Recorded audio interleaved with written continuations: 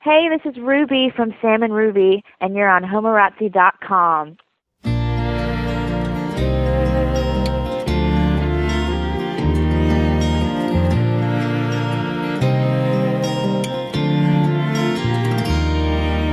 Come sit with me on the porch where we last had a fight, and tell me it's gonna be alright. Look at me straight in the It's me again, Donovan from Homorazzi.com. Thanks for sticking around for part 2. I guarantee it'll be worth the wait when you hear an impromptu acapella performance by Ruby of one of my favorite songs from their album. So I asked Sam this exact same question, but you guys were both solo artists before you became a duo. What do you think is the biggest con about being a duo, and what do you think is the hardest obstacle you've had to face now working as a duo as opposed to being a solo artist? Okay. Well, it's going to be a hard question because there are, for me, a few cons about it because I did come from a really lonely existence as a solo artist, so let me think about that one. Sure, not a problem. Yeah. I can Well, the con. What? No, sorry, go ahead. Okay. Gosh, that's a crazy question. Cons. Or okay, I'll say the hardest thing is letting go. It's like letting go of ego because there is somebody that you've made a commitment to allow them to have a say in your music. Right.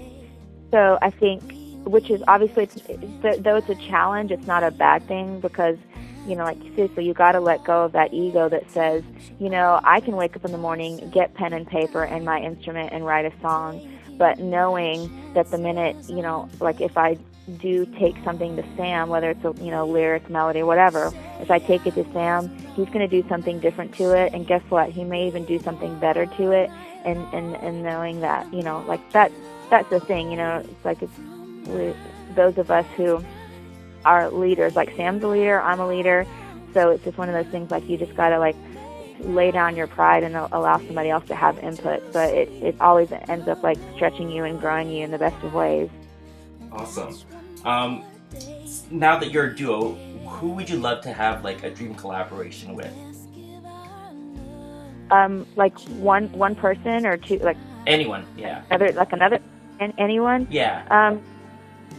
I would fall on the floor if it was James Taylor.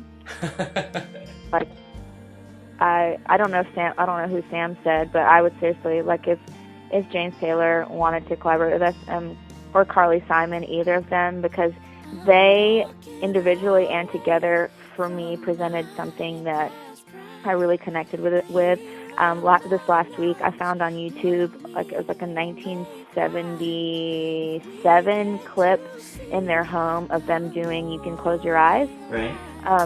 And like they're all, but that was when they were married, but just that, oh my gosh, the energy and the chemistry and what they did to that song, like I get chills thinking about it. There's something that they know and that they knew that we just try to get closer and closer and closer to that thing. It's that seamless bond. Yeah. So I just want to learn from people like that. Awesome. Well, I think from what I heard, you guys recorded your first EP in like a one-room bedroom, very like bare bones, and the quality I heard was amazing. Because you had that natural chemistry, and you guys have like that talent without you guys didn't need the post-production to sort of like boost up your voices. Yeah, it's so funny. I just like thought of this as like we're a no preservatives kind of. Oh, I like that. I love that. No preservatives kind of thing. I love that. Actually, that's a great quote. It's just like you inspired it just now. So yeah, I know. So that's kind of what it is. It's like, hey, I mean, yeah. Cool. That's what you get.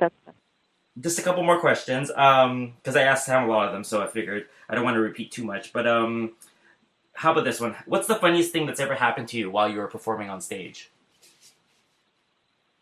The funniest thing. Yeah. He mentioned that one time he had to whisper to you because he had to go to the washroom, so... Oh, yeah. Oh, he told you that? Yeah, he told us that. Okay. Yeah, that's funny. That's pretty embarrassing, yeah.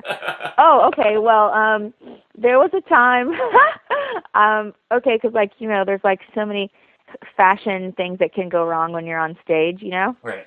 And I was wearing this top that I had to have the sticky boobs, you know, the adhesive Yeah. like Double-sided. brassiere. Yeah. Yeah. And so I was wearing that because I had like a backless, you know, top on. But it was I was like really working it on stage that night, and so I was sweating profusely, and the sweat made the adhesive like come loose, and so.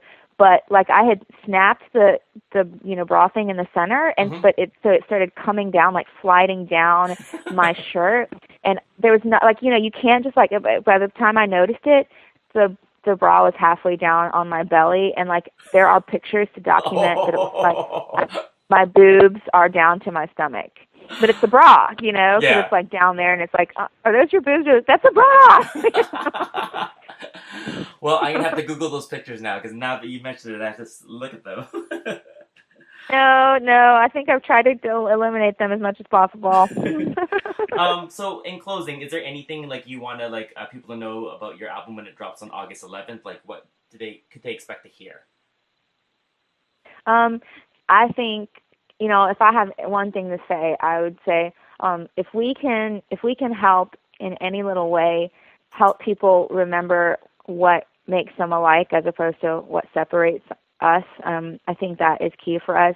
Like you know, if you close your eyes and like obviously it's one of those things like you're gonna see us, but if you close your eyes and connect with it, I just would love for it to be feel based. What does it feel like to you? It's not what it looks like to you. Like we're all so caught up, you know, in what's it supposed to be. You know, it's like, but seriously, people, country, society, world, what does it feel like?